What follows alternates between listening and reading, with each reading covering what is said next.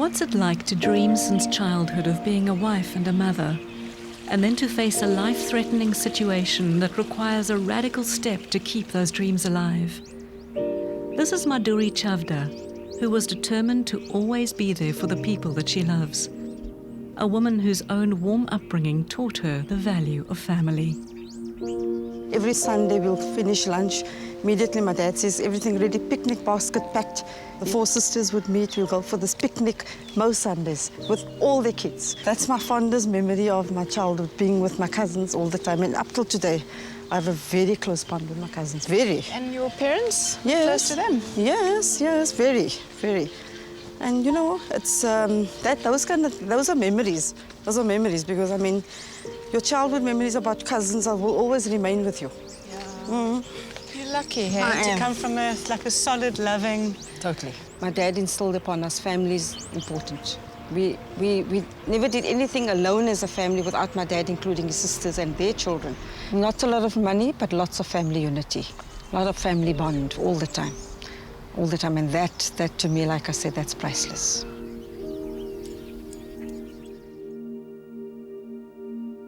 Madhuri grew up in Cape Town, the only girl surrounded by 3 brothers in a proud Hindu home.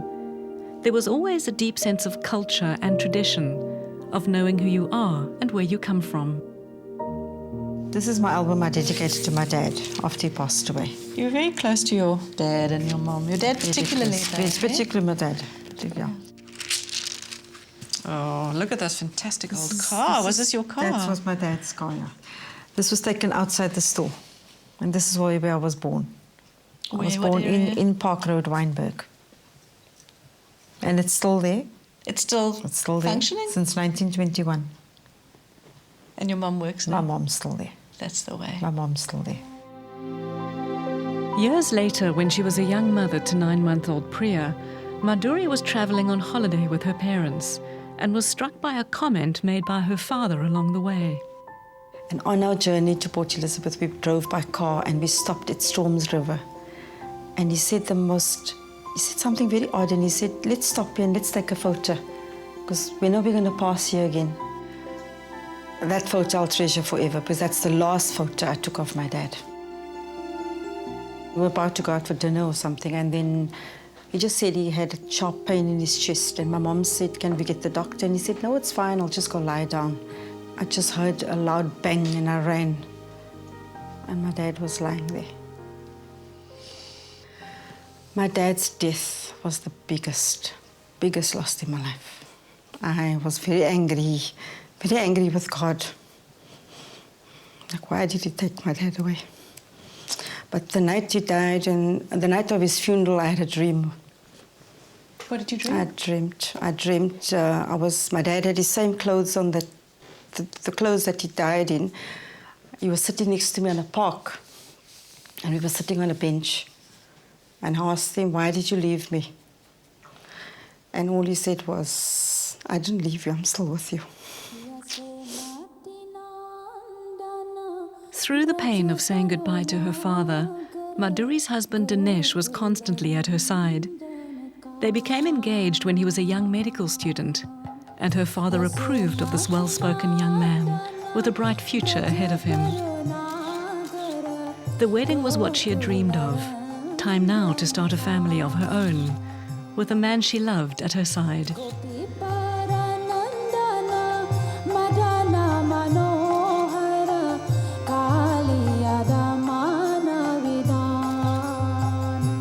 Well, she was beautiful on that day. Smartly dressed in a red sari. She was just absolutely stunning and beautiful.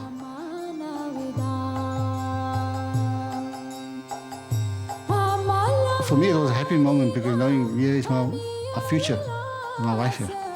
You know, so it was quite an exciting experience, I can say. Even after 27 years of marriage, what a gentleman. His mannerism, the way he treats people. That's what I fell for. That's what I fell for. And I there's still that little spark. I mean, this thing is, of course, there'll always be a spark for Dinesh. When I see him when he walks in from work, then I look at him and I say, oh, thank God he's back. I find a lot of my dad in Dinesh. his mannerism, the way he speaks to people, the kindness, willing to help everybody. And I always told Dinesh, I said, you remind me so much of my dad. Soon their baby daughter Priya was born, followed a few years later by Sandhya. Madhuri was creating her own family, filled with the warmth, closeness and tradition that she'd wanted since childhood.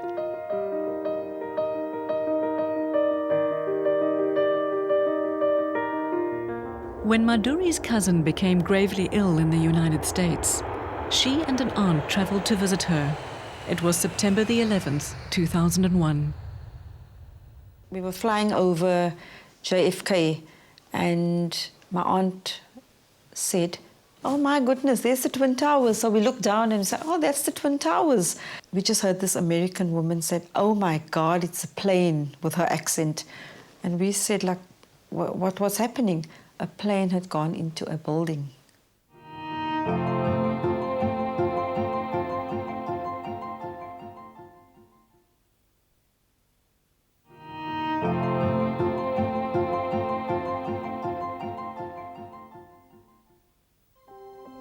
On the morning of September the 11th, 2001, Cape Townian Madhuri Chavda landed at JFK Airport. She was on her way to visit a cousin who'd been diagnosed with breast cancer. To pass time, I switched on the TV, and all of a sudden you just saw CNN and the Twin Towers burning there. And when I heard that, I started shivering because I realized that the South African plane that Madhuri was on was going to land or landed at that particular time. All hell broke loose. I was stuck in America for 5 days with no contact from my husband. He couldn't get hold of me because all the lines were off.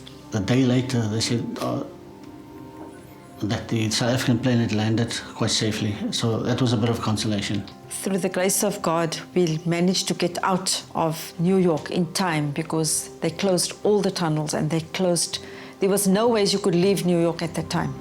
Look at that. That's sad. And how many people lost their lives? But even the shock of 9/11 couldn't prepare Madhuri for the reality of seeing her beloved cousin Raji and witnessing the ravages of breast cancer on a once vital woman.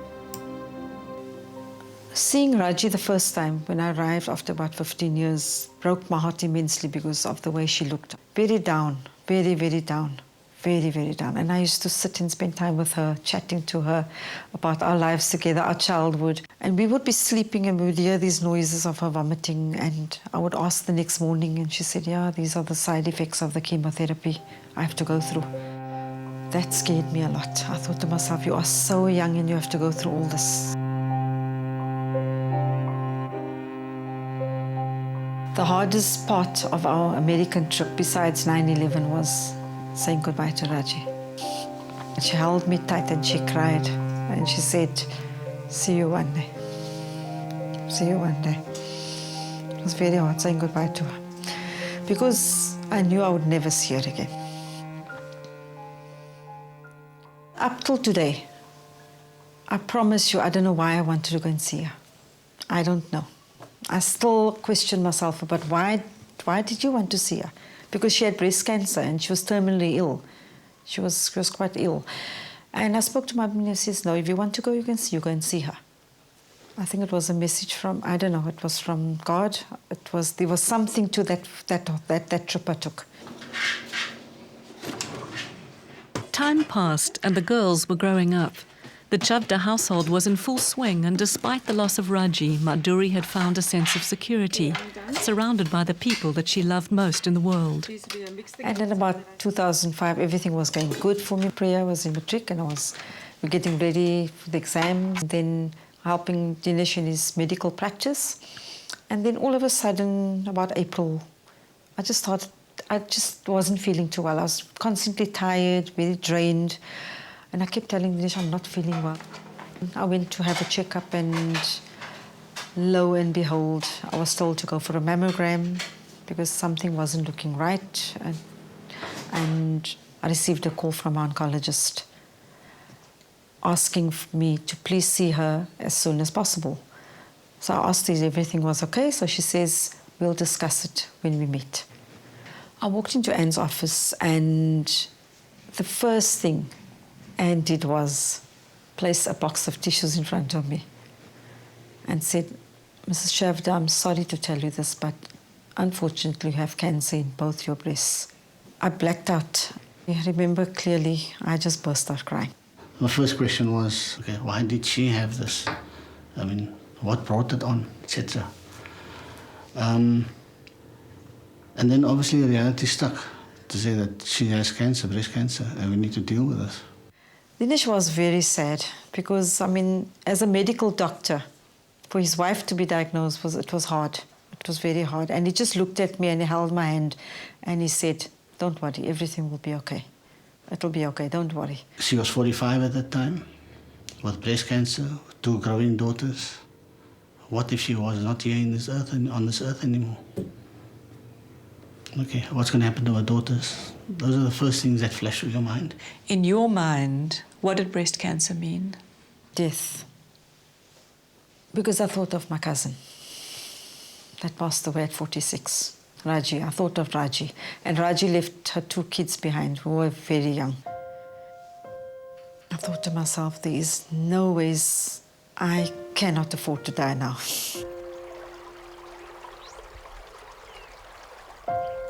I was extremely fortunate. It was very early stages of ductal carcinoma in situ, where the cancer was all in the milk ducts and they hadn't started spreading yet.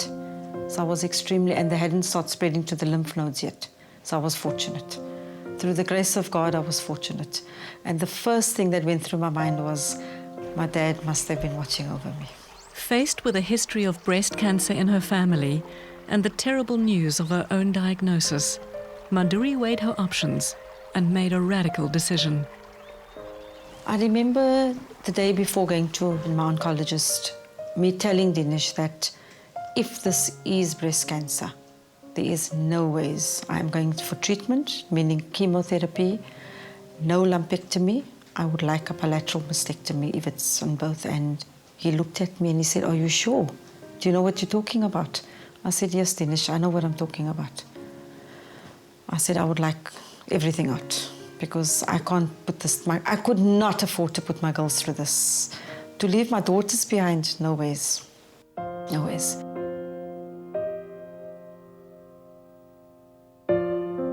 This is what Madhuri had. It's called ductal carcinoma in situ. It means, this is a diagram of a milk duct, okay? These are normal cells of the duct. And when we look at these smaller cells, these are beginning stages of cancer. Stage 0 to 1, it hadn't started to spread yet. You knew what it really meant. Yeah, because I was a medical doctor, I knew the disease pattern, all right? And I knew what she was going to go through as far as treatment's concerned. And I respected the decision. What did you feel when she said that? Like I said, I was a bit surprised at the decision, but then when I thought about it, I think it was a wise decision and a brave decision for her to do that, because she wanted to prolong her life, to be with her daughters, to be with myself, to be with her family. At the time of the diagnosis, Priya's matric dance was just a few days away. This is also nice. Madhuri decided to keep the news of her breast cancer and her decision to have a double mastectomy from her daughters, but eventually she had to tell them. When I heard what she said, I felt really shocked and I felt very sad because nobody wants to hear that their mom or dad has cancer because we always associate cancer with death.